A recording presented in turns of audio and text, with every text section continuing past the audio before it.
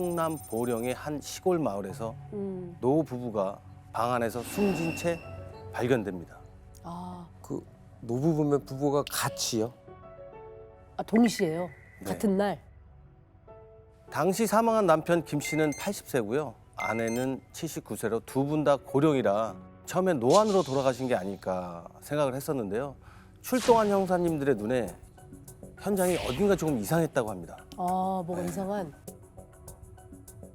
방문이 활짝 열려 있었는데 어, 방에 불도 켜져 있고요. 네. TV도 켜져 있더라고요. 아, 그래서 밤사이에 갑작스레 일이 벌어진 게 아닌가 추정이 됐고요. 네. 두 분이 쓰러진 자세도 이상했습니다.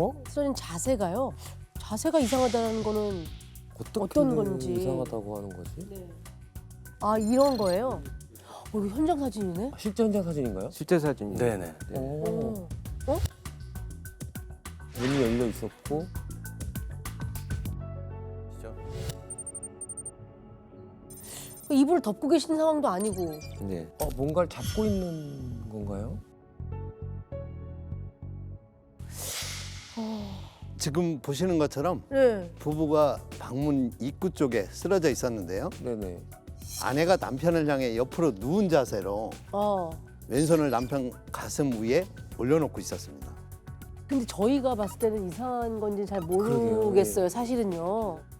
TV 보다가 쓰러져서 주무셔가지고 저 자세가 된 걸 수도 있다라고 생각이 들 정도로 누워 계시니까. 저희는 그냥 이상한 걸 모르겠거든요. 네, 그게- 일단 아내분 손이 남편의 가슴이 올려져 있다라고 하는 것은 네. 남편이 먼저 쓰러지고 난 다음에 그 위에 이제 그 다음에 쓰러졌던 흔적을 말하는 거죠. 아. 이제 아주 짧은 그러네. 시간에 거의 동시에 아마 쓰러져서 사망을 하신 것 같아요. 아, 네, 그렇게. 맞습니다. 예. 부부가 쓰러진 주변에 물이 담긴 대접이 있었거든요. 그래서 남편이 먼저 쓰러지고 놀란 아내가 급히 물을 떠오다가 아내까지 그 자리에 쓰러진 걸로 추정을 했습니다.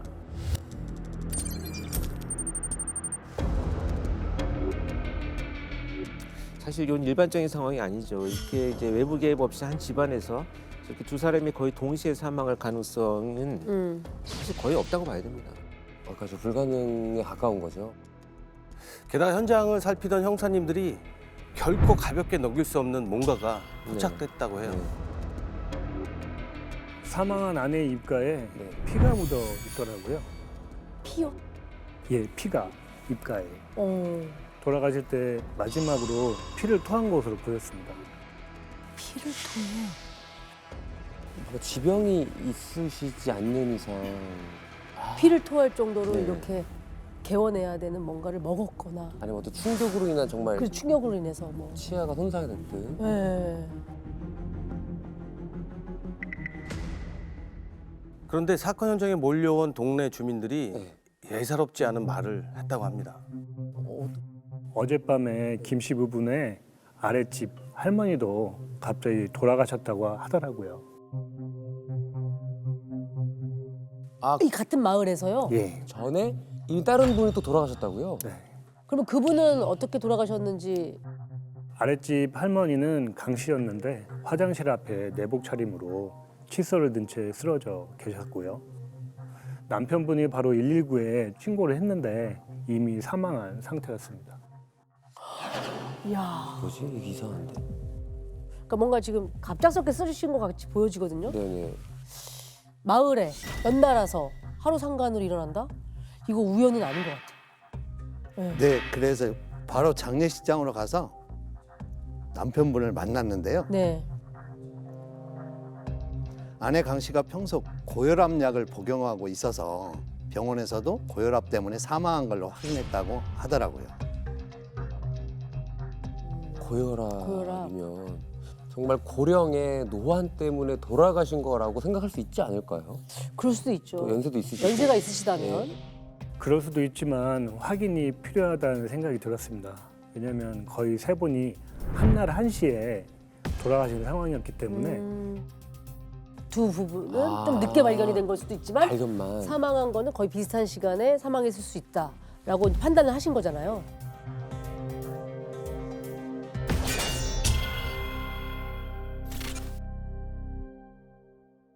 네, 그래서 이제 형사님들이 돌아가신 강 할머니의 남편분에게 어렵게 부검을 요청했다고 합니다. 예. 사실 뭐 유가족 입장에서 이미 장례 중에 네. 부검을 오케이 하기는 쉽지 않았을 것 같은데요. 그렇죠. 예상대로 강하게 거부하시더라고요.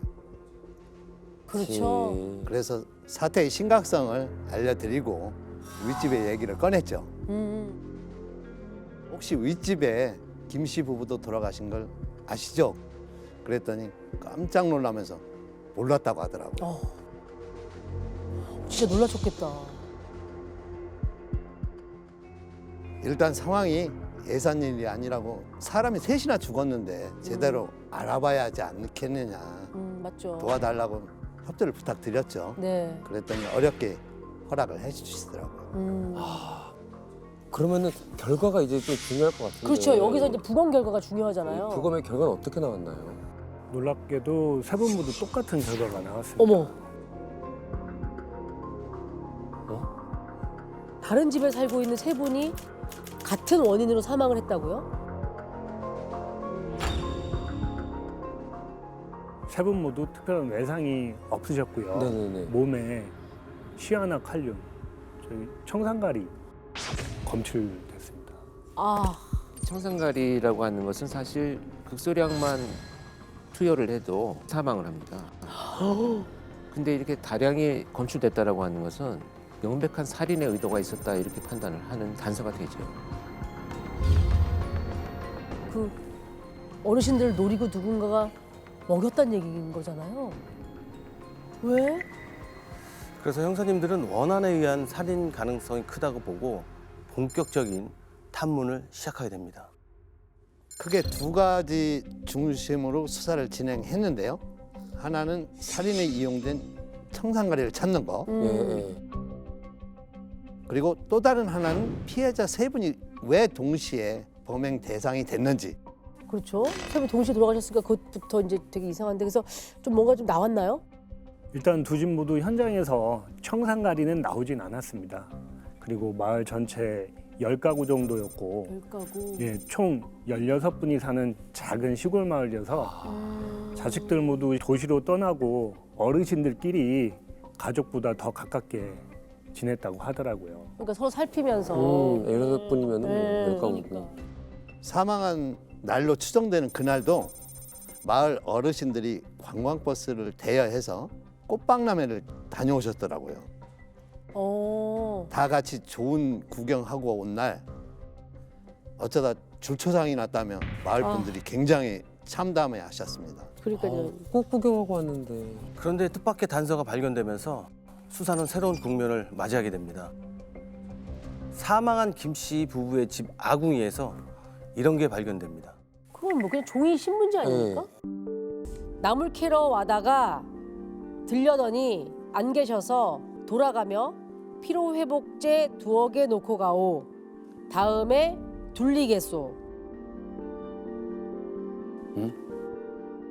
집에 들렸는데 안 계시니까 이제 메모를 남긴 것 같아요. 그렇죠. 네.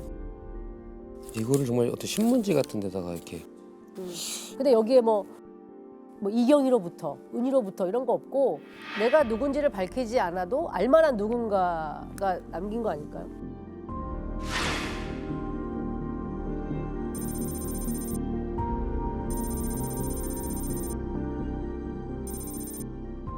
결정적인 단서가 들어있구나. 지금은 알 수 없지만 이 신문지에 뭐 날짜나 뭐 아니면 이 종이에 뭐 청산가리가 묻어 있다든지 뭐 아, 필체나 뭐 또 그런 거 아닌가? 필체? 그러니까 예를 들면은 받침을 빠뜨리는 게 좀 많잖아요. 나물 캐러 왔다 가는데 나물 캐러 와다가 뭐 들렸더니 쌍시옷 받침을 일단 다 못 썼어요. 아, 야, 그 예리하다. 그 쌍시옷을 안 쓴 거. 피로회복제인가?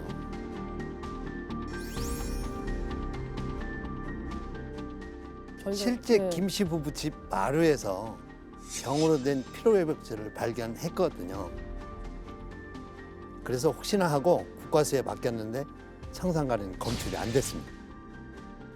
안 됐다고? 아. 어떠한 물건의 청산가격에 포함되지 않을까 했거든요.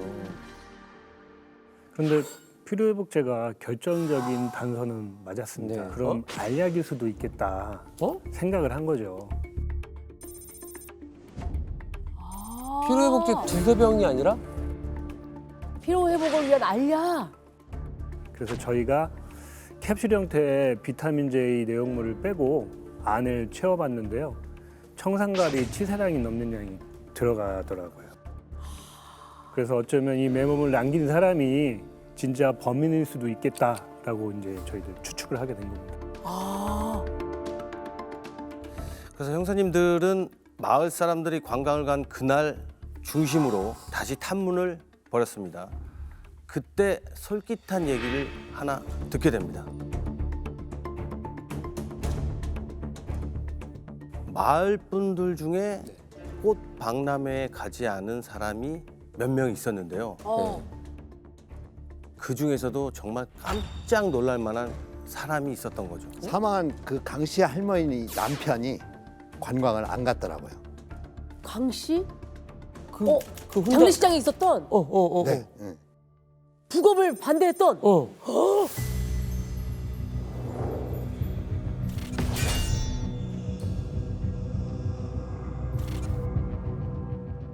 하필이면 사망자의 그 남편분께서 안 가신 거네요. 지금부터 그 남편분을 박 씨라고 부르겠습니다. 관광을 안 간 이유가 좀 황당했는데요. 네. 박 씨가 나는 시골 사람들과 어울릴 급이 아니다. 내가 훨씬 이 사람들보다 우월하다 이런 느낌이 있고. 사이가 안 좋았나 보다.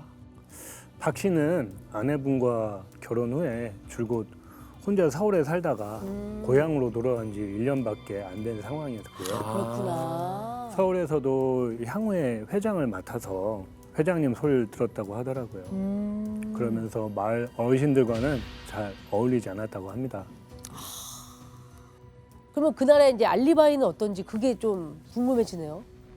박 씨한테 물어봤더니 마을 사람들이 관광을 떠난 후 혼자 낮엔 논일하고 저녁에는 인근 모텔 운영하는 지인 부탁으로 군붕어랑 개밥을 주러 갔다고 합니다.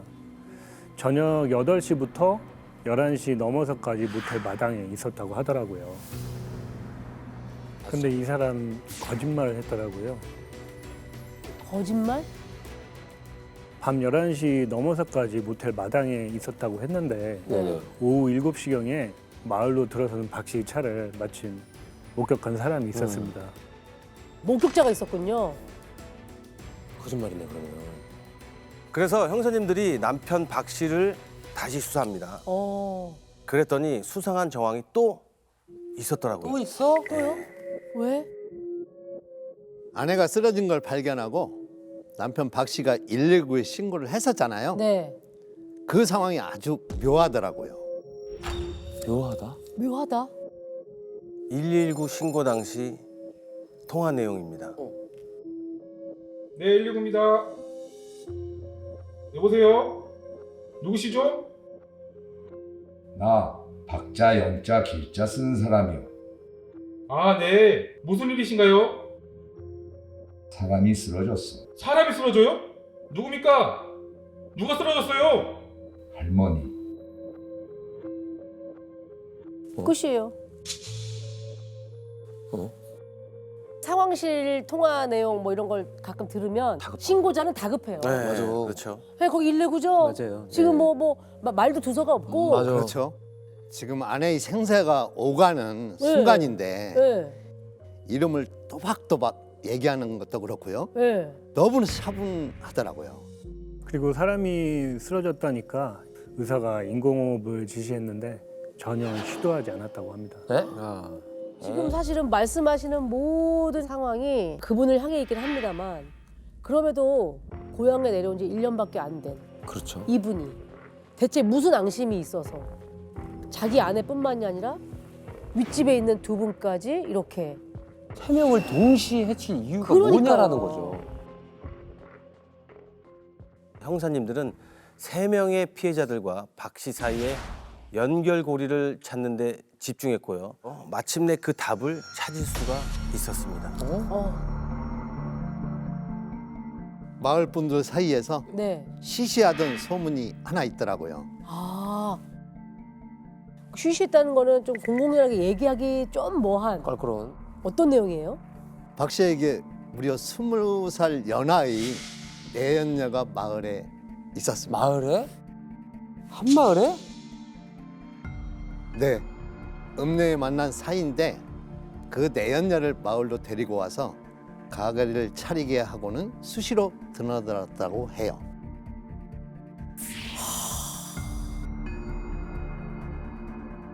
아이고. 아이고야 이게 그러면 이게 이제 마을 사람들이 점점 얘기도 많이 하고 내연녀를 들킬까 봐 아내분을 그렇게.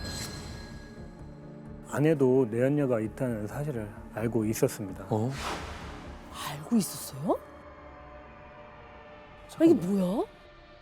아 그러면 그 아까 윗집 그 김씨 부부도 설마 알고 있어서 그런 게 내연녀 가게가 김씨 부부네 집 바로 앞에 있었거든요. 네. 그래서 평소 박 씨가 내연녀를 만나러 오면 김씨 부부가 아내 강 씨한테 전화를 했답니다. 자네 남편 지금 또 와 있다. 얼른 와라. 그래서 아내가 쫓아오는 일이 한두 번이 아니었다고 하더라고요. 아유.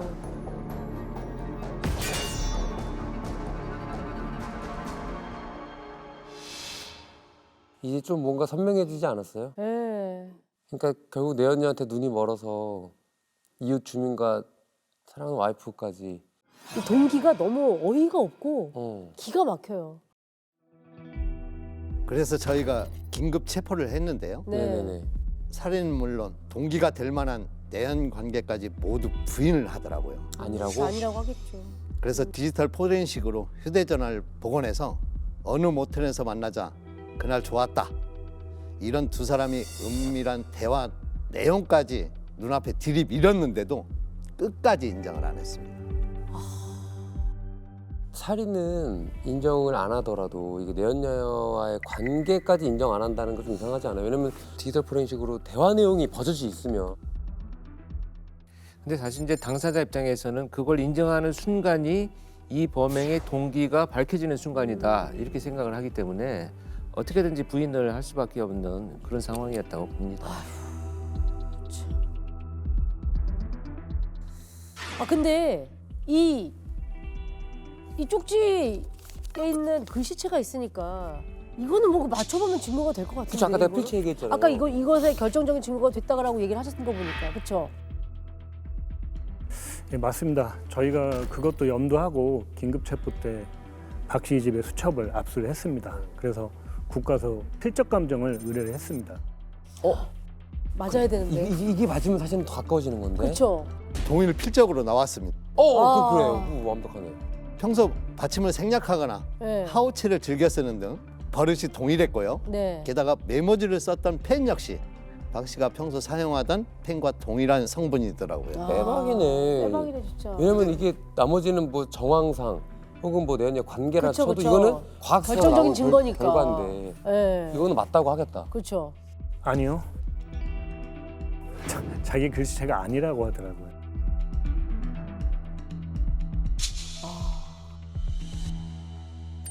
그럼 뭐 어떻게 해야 돼? 이제 수사팀에 저도 이제 이 무렵에 이제 투입이 됐어요. 네. 투입이 됐는데 일단 수사팀은 뭐 확신을 할 수밖에 없는 이런 정황들이 나타났죠. 피쪽도 그렇게 나타나고 네.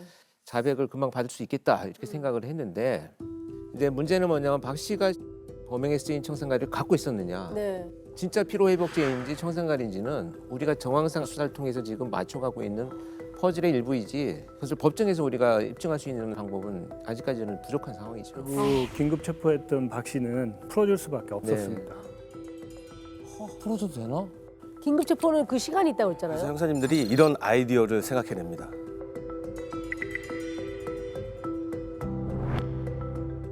신고보상금 최고 1,000만 원, 청산가리를 매매하거나 교부한 적 있는 사람, 그리고 땡땡 신문을 배부하거나 교부한 적 있는 사람을 제보 전단지를 제작해 배포했습니다.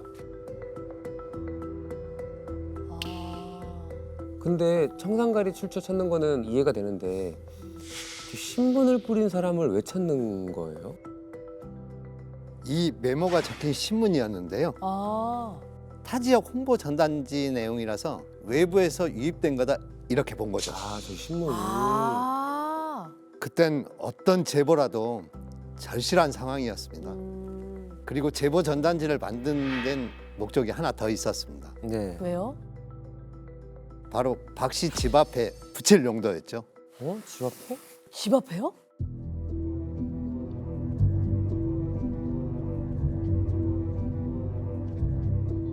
그게 뭐 수사에 도움이 되는 거예요? 전단지야 뭐 여기저기 붙을 수 있는 거니까. 심리적 압박이 필요하다는 생각이 들어서요. 용의자가 집에서 나오면 바로 볼 수 있도록 대문부터 집 앞 골목에 쫙 붙였습니다. 네.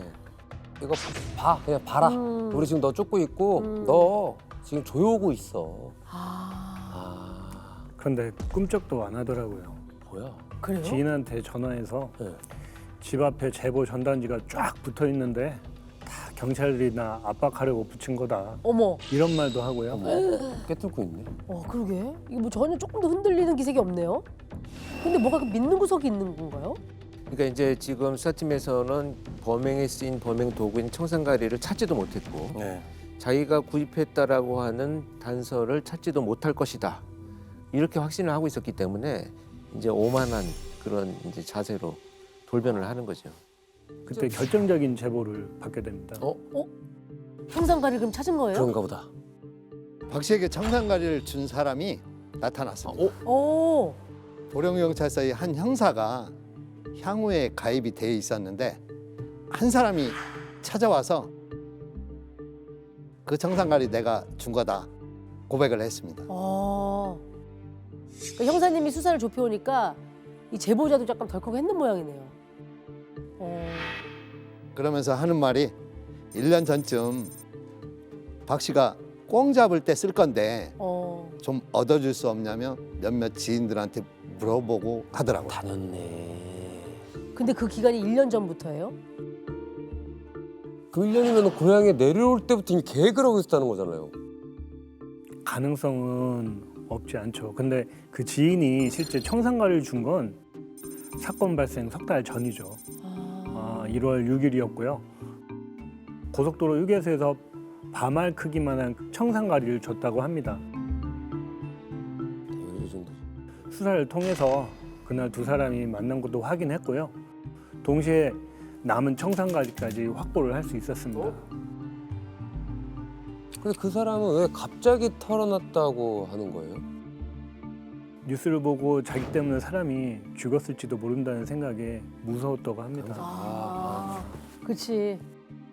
게다가 사건 터지고 일주일쯤 지났을 때 박 씨 지인이라고 어떤 사람이 찾아와서는 절대 전화는 안 된다. 일단 만나서 얘기하자고 해서 만났더니 박 씨가 말하기를 경찰이 연락할 수 있으니 일절 연락하지 마라. 혹시 청산가리에 대해 묻거든 묻는다고 하라고 이렇게까지 얘기했답니다. 이런. 아이고 결국은 뭐 그것도 전화하면 기록 남을까 봐 사람 시켜서 연락을 한 거 아니에요. 연락해가지고 꼬리 잡히지 않으려고 나를 아주 그냥 철저하게 입단속을 시킨 거네요. 그러네. 네. 참 오래 걸렸습니다. 수사팀 앞에서 당당했던 아니 뻔뻔했던 박 씨를 경찰서로 불러드립니다. 이제 사실은 계속 부인했잖아요. 네. 근데 이제는 사실은 청산가리까지 다 쓰고 그거를 준 사람까지 다 확인했는데 그렇죠. 이제는 인정을 할 수밖에 없는 상황. 인정했을까요? 무슨 조사를 또 받느냐면 막 화를 내더라고요. 이러니? 그래서 물었죠. 청산가리 본 적 없습니까? 그랬더니 여전히 본 적도 없고 사용한 적도 없대요. 그래서 다시 물었죠. 그럼 당신한테 청산가리 준 사람을 찾으면 어떻게 되는 겁니까? 그러니까 당당하게 말하더라고요. 그럼 내가 범인일 거다. 어머머머머머. 야, 뭘 믿고 그게 당당해? 근데 찾았잖아요. 형사님이 자백해줬잖아요. 줬다고. 그러면 이제 얘기를 어떻게 바로 하셨나요? 그렇게 어떻게 해야 돼? 바로 해야 되나? 청산가리 준 사람 찾았는데. 바로 얘기했죠. 청산가리 준 사람 찾았다. 그 사람 이름까지 됐는데도 아니라고. 어머. 자기는 절대 모르는 일이라고 딱 잡아떼더라고요. 아니 아까 본인이 나한테 전화 준 사람 있으면 내가 범인이지 했는데 그러면 내가 범인이지. 막상 말하니까 그건 난 그 사람 나 모르는 사람이야. 말이 계속 안 맞네요. 그래서 진짜 마지막 한 방이 필요했습니다. 박 씨와 그 제보자 단 둘만 조사실에 남겨두고 저희가 잠시 자리를 비웠습니다. 네. 살짝. 그래서 둘이서 뭔가 얘기를 뭐가 할 얘기를 거야. 했나? 네, 박 씨가 그러더라고요. 내가 먹고 살 거 다 준비해놨다. 청산가리는 끝까지 모르는 일이라고 해라. 저희 형사들이 조사실 밖에서 다 지켜보고 있다는 건 몰랐던 모양입니다. 그거 말씀하시는 거죠. 안에서는 밖에 안 보이고 밖에서 안에 보이는. 거기서 보고 계셨던 거죠. 야, 잡았어 드디어. 조사실에서 형사님도 안 계실 때 본인이 스스로 자백을 한 거네요. 자, 그러면 이제 박 씨는 이제 끝난 거 아닌가요? 어떻게 됐나요? 1심에서 무기징역이 나왔고요. 2심에서는 사형 판결이 났대요. 그렇죠. 황당히도 3심 대법원에서는 파기환송이 됩니다. 네? 파기환송이 뭐야? 아니 아니라는 그러면 거야? 2심의 판결이 이건 만든다. 다시 돌려보내라. 네. 다시 돌려보내서 재판 다시 재판 하라는 다시 해라. 얘기네. 다시 해라? 왜? 이유가 있을 거 아니에요? 파기환송이 한다는 이유. 청산가리 때문이었습니다.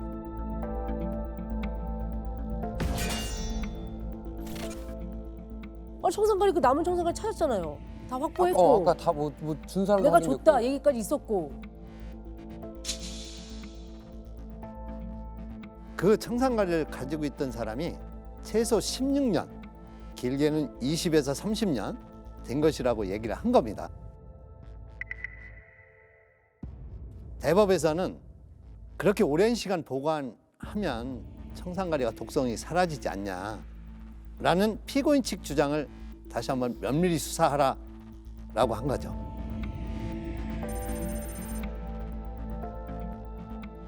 국과수의 청산가리를 다시 맡겨서 네. 독성 여부를 확인했고요. 네. 청산가리를 보관하고 있던 사람을 만나 확인해봤더니 본인이 착각을 했고 4, 5년 전 구한 거라고 다시 진술을 했습니다. 아이고. 추가로 저희가 박 씨 집에서 빈 약캡슐도 확인해서 최종 무기징역을 받았습니다. 오! 아.